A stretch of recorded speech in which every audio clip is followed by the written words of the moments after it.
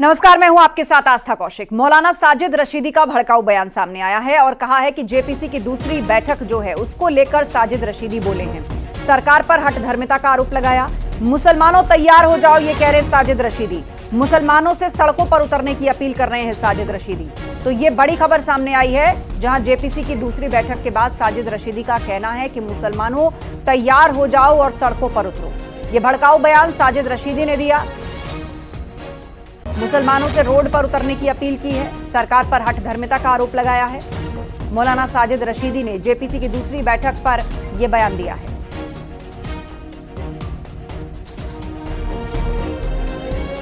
और ये सरकार हठधर्मी पर है इस बिल को लाने के लिए। मैं तमाम मुस्लिम तंजीमों से एक अपील करना चाहता हूं कि जेपीसी की बैठक के बाद में जो भी बात हो वो अपनी जगह है, लेकिन एक बैठक तमाम मुस्लिम तंजीमें लें और इस पर फैसला करें अब कि मुसलमान कैसे संवैधानिक तरीके से इस बिल का विरोध करेंगे। इस पर एक रणनीति बनाएं, इस पर एक माहौल बनाएं, लाहे अमल तैयार करें। और मैं तमाम मुसलमानों से भी अपील करना चाहता हूं कि अब तैयार हो जाएं। अब वक्त आ गया है कि किसानों की तरह हम संवैधानिक तरीके से सड़कों पर हमें आना पड़ेगा, क्योंकि ये सरकार की हठधर्मी रोज बरोज बढ़ती जा रही है और ये सरकार कहीं ना कहीं मुसलमानों को डिमोलाइज करने के लिए, मुसलमानों को नीचा दिखाने के लिए हर रोज कोई ना कोई नया कदम उठाती है।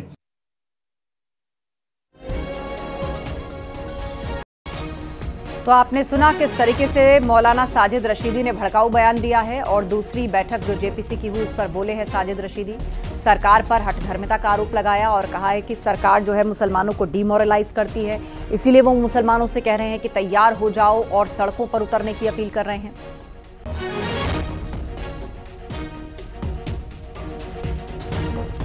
उधर जेपीसी ने वक्फ विधेयक पर सुझाव मांगे हैं। जनता और विशेषज्ञों से सुझाव मांगे हैं। पोस्ट, फैक्स, ईमेल से अपने सुझाव भेजे जा सकते हैं।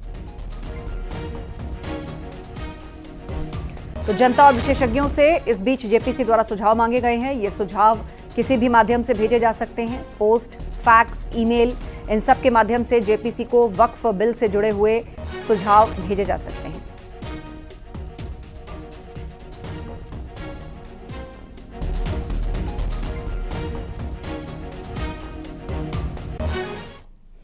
खबरों में आगे बढ़ते हैं। सीएम योगी के बयान पर अखिलेश यादव ने पलटवार किया। अखिलेश यादव ने कहा कि लाल रंग मिलन का प्रतीक होता है और जहां मेल मिलाप नहीं है वहां नफरत है।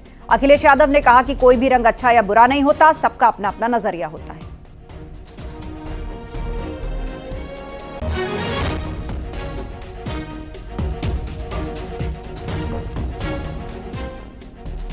कैबिनेट मंत्री धर्मपाल सिंह ने एसपी अध्यक्ष अखिलेश यादव पर निशाना साधा। धर्मपाल सिंह ने आरोप लगाया कि अखिलेश की पार्टी का आधार ही अपराधी हैं।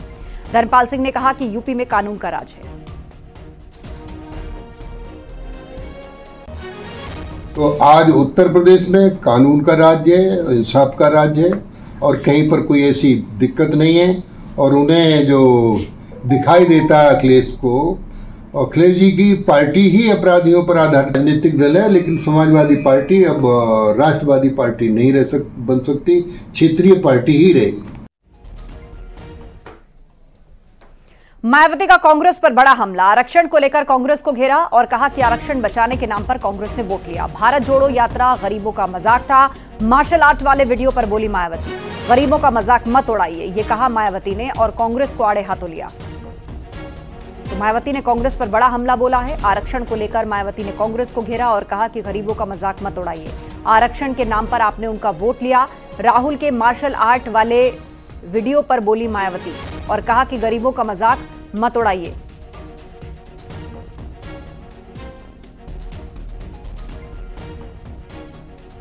आरक्षण के नाम पर आपने उनसे वोट लिया, राहुल के मार्शल आर्ट पर बोली मायावती।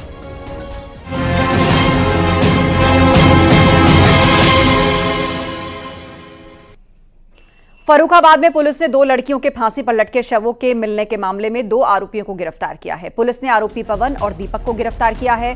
पुलिस के मुताबिक आरोपी लड़कियों से बात करने का दबाव बना रहे थे और इसी से परेशान होकर दोनों लड़कियों ने यह खौफनाक कदम उठाया।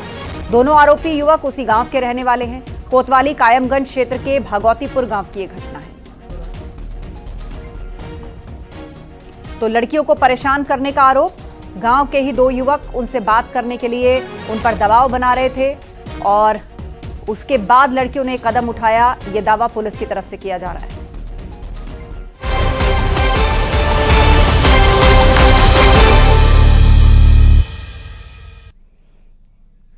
नोएडा से हर मां बाप को परेशान करने वाली खबर आई है। यहां भंगेल गांव में एक 11वीं के छात्र ने सिर्फ इस बात से नाराज होकर अपनी जान दे दी क्योंकि उसके परिवार वालों ने उसका मोबाइल फोन छीन लिया था। घटना के बाद से परिजनों का रो रो कर बुरा हाल है। छात्र के पिता पेशे से ड्राइवर हैं। उनके 2 बेटे हैं। बड़ा बेटा अभिषेक 11वीं कक्षा का छात्र था। अभिषेक ने घर में पंखे से फंदा लगाकर आत्महत्या की है और जिस वक्त छात्र ने फांसी लगाई उस वक्त घर पर कोई नहीं था। अभिषेक के मां बाप ड्यूटी पर थे और छोटे भाई घर से बाहर थे। परिजनों का कहना है कि पढ़ाई का नुकसान होने के कारण उन्होंने बेटे का मोबाइल फोन छीन लिया था। हालांकि मौके से कोई सुसाइड नोट नहीं मिला है। पुलिस पूरी घटना की जांच कर रही है।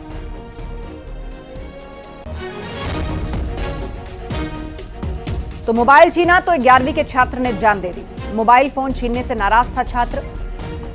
परिजनों ने बताया कि उसको मोबाइल की लत लग गई थी जिससे उसकी पढ़ाई का नुकसान हो रहा था और इसीलिए पेरेंट्स ने उससे मोबाइल वापस ले लिया था।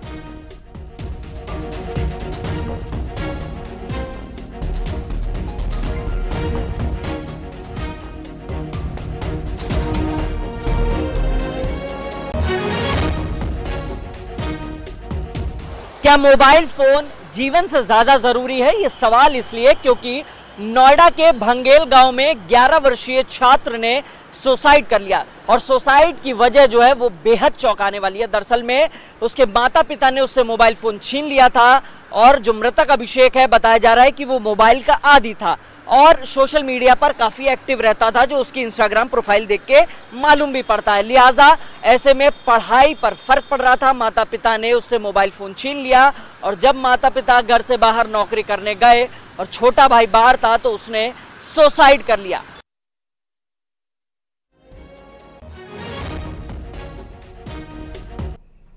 यह खबर हर माता पिता को जागरूक करने वाली है। क्या आपका बच्चा मोबाइल एडिक्ट है? सावधान हो जाइए। नोएडा में जानलेवा बनी मोबाइल की लत।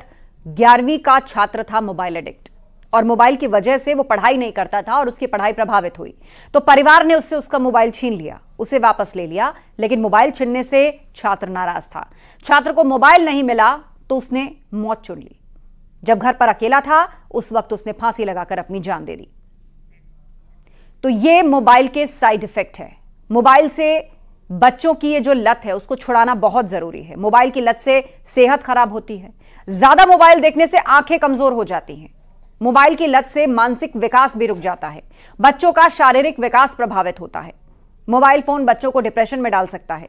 इतना ही नहीं, बच्चों को अकेलापन अच्छा लगने लगता है। इससे मोटापा बढ़ने लगता है। कई बीमारियां हो सकती हैं। बच्चों में आत्मविश्वास की कमी होने लगती है। इसीलिए आप सोच समझकर अपने बच्चों के हाथ में मोबाइल दें और यह हमेशा ध्यान रखें कि कहीं उन्हें उस मोबाइल की लत ना लग जाए। मोबाइल जरूरत है लेकिन ये जिंदगी बनने लगे तो आपको सावधान होना चाहिए। आगे बढ़ते हैं। देहरादून में दून मेडिकल कॉलेज की छत पर आज एक सरफिरा युवक चढ़ गया जिसको लेकर अस्पताल परिसर में अफरा तफरी मच गई। अस्पताल में आए मरीजों और तीमारदारों की भीड़ सरफिरे को देखने के लिए जुट गई। वहीं पुलिस और सुरक्षा कर्मियों ने किसी तरह उस सरफिरे को पकड़ा और अस्पताल में एडमिट करा दिया।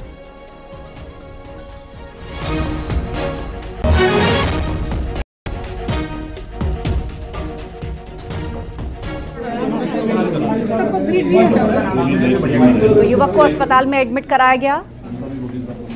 युवक किसी तरह से नीचे उतारा गया। इस दौरान इसको देखने के लिए काफी भीड़ लग गई। अस्पताल में फिलहाल उसको भर्ती करा दिया गया है। मेडिकल कॉलेज की छत पर वो चढ़ गया था जिसके कारण पूरे परिसर में अफरा तफरी मच गई।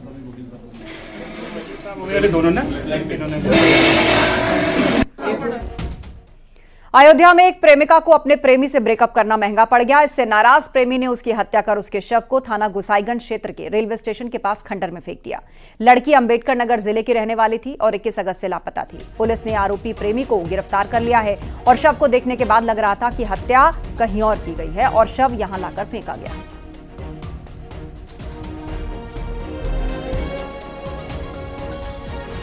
थाना क्षेत्र गोसाईगंज में एक पूर्व परिचित युवक के द्वारा किन्हीं कारणों से क्षुब्ध होकर के हत्या का प्रकरण किया गया है। इस संबंध में परिवार से प्राप्त तहरीर के आधार पर मुकदमा पंजीकृत करते हुए नामजद अभियुक्त को हिरासत में लेकर पूछताछ की जा रही है।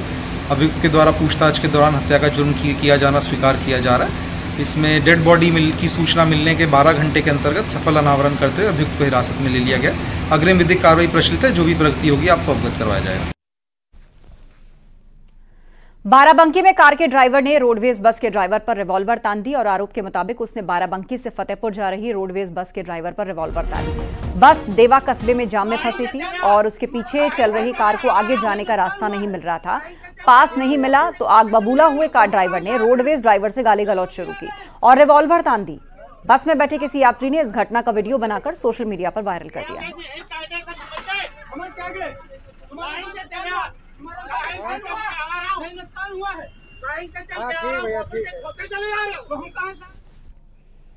बुलंदशहर में पुरानी रंजिश के चलते पूर्व प्रधान की बीच सड़क पर गोलियों से भूनकर हत्या कर दी गई। हत्याकांड को अंजाम देकर बदमाश फरार हो गया और बताया जा रहा है कि पूर्व प्रधान बच्चों को स्कूल छोड़कर घर वापस लौट रहे थे और इस दौरान रास्ते में बदमाशों ने घेर लिया और गोलियों से भूनकर उसे मौत के घाट उतार दिया। वारदात की सूचना पर पुलिस के आला अफसर मौके पर पहुंचकर जांच में जुट गए हैं। हत्या की वजह पुरानी रंजिश बताई जा रही है। अहमदगढ़ थाना क्षेत्र के डोमला हसनगढ़ इलाके की ये पूरी घटना है। फोरेंसिक टीम ने भी मौके से सैंपल लिए हैं और जांच के लिए फोरेंसिक साइंस लैब भेजा है। पुलिस सीसीटीवी की मदद से आरोपियों को खंगालने में जुटी है।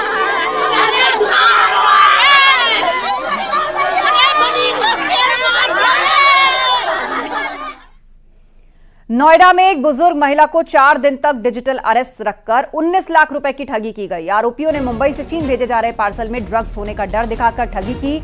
पीड़िता ने साइबर क्राइम थाने में इसकी शिकायत दर्ज कराई। साइबर क्राइम थाने ने 2 बैंक खाते फ्रीज कराए और इन खातों में जमा 11 लाख रुपए फ्रीज किए गए। पीड़ित महिला सेक्टर 120 प्रतीक लॉरल सोसाइटी की रहने वाली है।